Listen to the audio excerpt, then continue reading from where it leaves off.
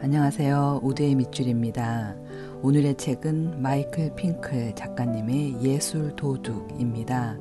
영어 제목은 The Art Thief 이고요.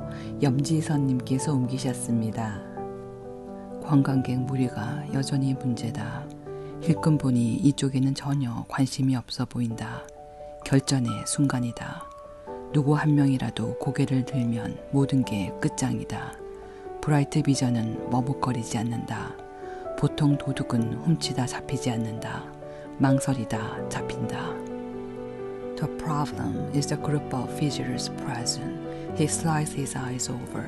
Brightweiser deems them sufficiently distracted. This is a critical instant. One glance from one visitor, and his life could effectively end, and he does not delay. It is an action, he suspects, that usually lands a thief in prison. It's hesitation. 그림이 하도 많다 보니 다락 전체가 색으로 소용돌이 친다. 거기에 상하의 광채와 은이 내뿜는 빛이 더해져 색은 더욱 강조되고 반짝이는 금빛이 화려함을 극대화한다.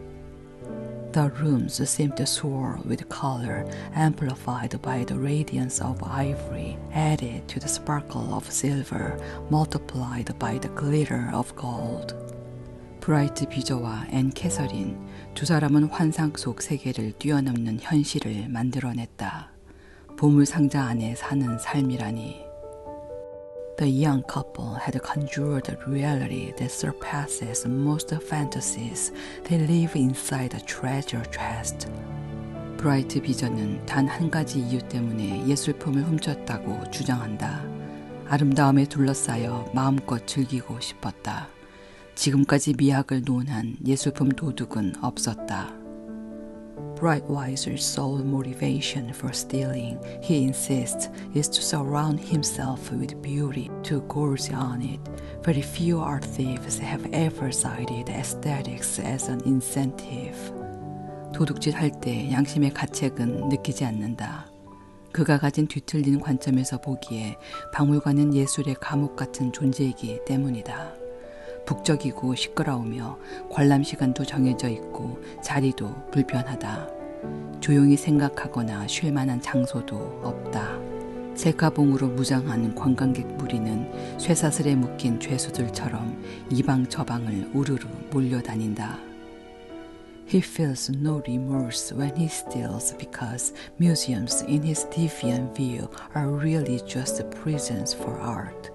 They are often crowded and noisy, with limited visiting hours and uncomfortable seats, offering no complex to reflect or recline. Guided tour groups armed with self-stick shanks seem to rumble through rooms like train gangs. 브라이트 비전은 예술 도둑이 아닌 조금 색다른 방식의 예술 수집가로 여겨지기를 원한다. 그도 아니라면 예술 해방가라 불려도 좋다. Instead of an art thief, Brightweiser prefers to be thought of as an art collector with an unorthodox acquisition style. Or, if you will, he'd like to be called an art liberator. 그에게 세상에 통용되는 유일한 화폐는 아름다움 뿐이다. 가장 아름다운 사람이 가장 부유한 사람이라고 믿는다. 그러므로 자신 역시 생존하는 가장 부유한 사람 중 한 명이라고 여긴다.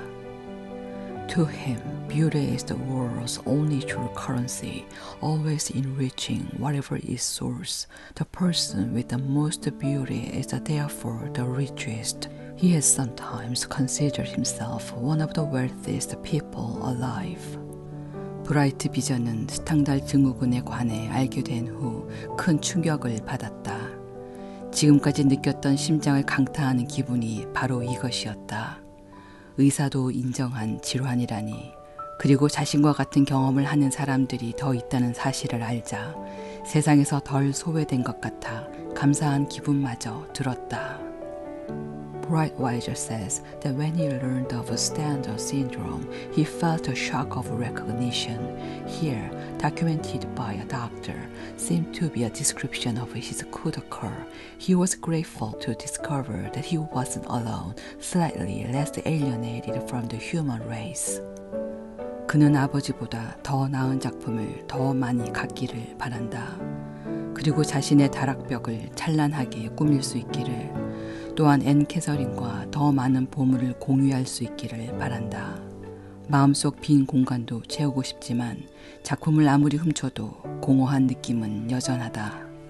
He wants to own better art than his father's and more of it, and gloriously adorn the walls of his attic, and see ever more treasure as he is entwined in bed with Anne Catherine. He hopes as well to satisfy some hole inside him, though no matter how much he steals, the emptiness never feels filled. 그리고 어차피 예술계에 종사하는 모든 사람이 도둑이나 마찬가지라는 게 그의 생각이다. 원하는 것을 내가 갖지 않으면 누군가 다른 사람이 가져간다. 미술상에게 돈을 내고 작품을 취하는 사람이 있는가 하면 브라이트 비전은 스위스 아미 나이프를 사용한다. Brightweiser says, and everyone in the art world is a thief in some way. If he doesn't get what he wants, he expects others will. Some crab works by wiring cash to a dealer. He acquires pieces with the Swiss Army knife. 우리 둘만의 우주가 따로 존재하죠. 밀폐된 다락에 봉인된 삶처럼 보인다. 온갖 색채로 뒤덮이고 흥분이 가득한 삶이지만 동시에 단조롭기 짝이 없다. The two of us exist in a closed universe. The couple seems, for the most part, hermetically sealed in the attic, their lives engulfed with color and punctuated by thrills, yet also monochromatic. 그는 프랑스 왕녀 마들렌을 훔치는 것이 바늘의 실을 꿰는 일과 비슷했다고 말한다. 작은 틈을 통과하기 위해서는 동요하지 않고 집중해야 한다. Stealing Madeline was like threading a needle, he says, a steady hand finessing a tiny opening.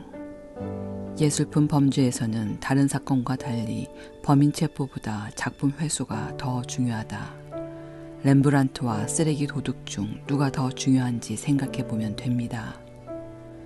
Working on art crime, unlike other police cases, prioritizes recovering items over making arrests.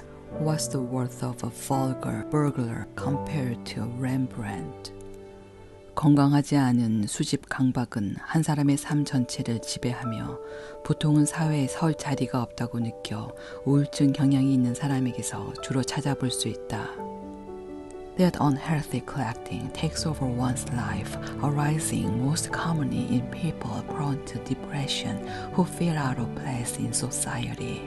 사회로부터 거부당한 이들은 의미 있는 수집을 통해 세상과 분리된 자기만의 세계로 마법처럼 탈출하는 느낌을 받는다고 한다. 수렵과 채집 활동은 인간의 원초적 본능이기도 해 수집만이 삶에서 유일하게 가치 있는 일이 되는 경우도 종종 있다. A meaningful collection offers these outcasts a magical escape into a remote and private world, and the collector's cycle of hunting and gathering, that primal human rhythm, is often the only activity that makes their life worth living. 한때 루브르 박물관에 전시실 하나를 따온 것 같던 두 사람의 다락은 이제 세상에서 가장 비싼 쓰레기장이 되었다. 끝도 없이 물건이 줄지어 들어올 뿐인. The attic is the lesser room in the Louvre than the world's most valuable junkyard. It's just one thing after another, without end. 어머니는 다락으로 올라간다. 몇 년 만에 처음이었다고 경찰에 진술했다. 아들이 도둑이라는 것은 알고 있지만 그렇다고 다락을 직접 볼 마음의 준비가 된 건 아니다. 제정신 있는 사람이 모았다고 볼 수 없는 엄청난 양의 예술 작품으로 가득한 공간. His mother climbs upstairs for the first time in years. She tells the police Stengel is aware that her son is a thief, though nothing can prepare her for the sight of the attic, the insane magnitude of it. 나이만 먹었지 제 앞가림도 못하는 어린애 같은 아들 덕에 인생을 망친 듯 하다. 그녀는 방을 보며 전부 훔친 물건이겠구나 생각한다.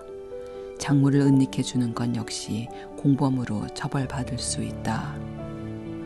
Her unemployed adult child might have just ruined her life.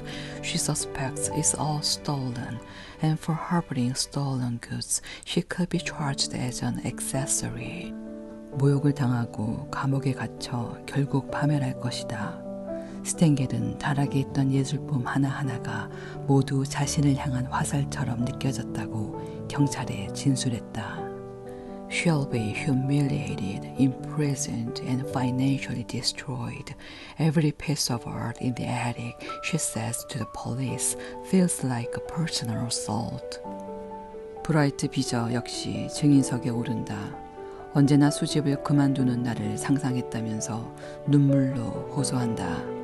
오래된 예술작품은 시간여행자 같은 존재라서 다락은 그저 정류장이었을 뿐이라고 말한다. Breitweiser himself takes the stand. He insists cheerily that he had always envisioned an endgame for his collection. All the works of art are like time travelers, he says, and his attic was only a way station. 법에서는 무엇을 훔쳤는지보다 어떻게 훔쳤는지가 더 중요하다. 사탕 하나를 훔쳤다고 해도 총을 들고 있었다면 빈손으로 가서 크라나흐 그림을 들고 나온 도둑보다 죄가 무겁다.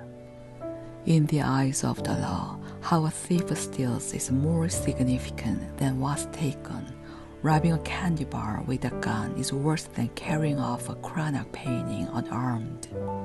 하나뿐인 자식을 향한 소유욕, 그 안에 존재하는 극단적인 형태의 애증. 스탠겔은 아들과의 유대를 갈망한다. 마치 브라이트 비저가 예술에 대해 갖는 감정과 비슷하다. There is an extreme mix of love and hate in Stengel's possessive relationship with their only child. Stengel craves a bond with her son like the one he has with his art. 삶에서 브라이트 비저가 만난 얼마 되지 않는 사람들은 모두 이상하리만큼 그의 도둑질에 관대했다. 어머니와 아버지, 할머니, 할아버지도 모두 그랬다. 관대한 정도가 아니라 브라이트 비저만큼 예술을 사랑한다면 어쩔 수 없는 일이라고 여겼던 듯하다. The few people Breitweiser has permitted into his life, his mother, his father, his grandparents, had all reacted to his thieving in strangely tolerant ways, almost validating his behavior as acceptable for someone who seems as smitten by art as him. 예술 전문 기자 노스는 이 무리에는 부모 역할을 하는 사람이 아무도 없다고 지적한다. 도둑질을 멈춰라. 작품을 돌려놓아라. 어른답게 행동해라 라고 말해주는 사람이 아무도 없다. 바로 이 점이 브라이트 비저의 문제였다. There is no parental figure in this group, says the art journalist Noss. No one ever said to him, You must stop. You have to give back the works. You must act like an adult. And that was part of his problem, I think. 우리의 최애 밑줄입니다.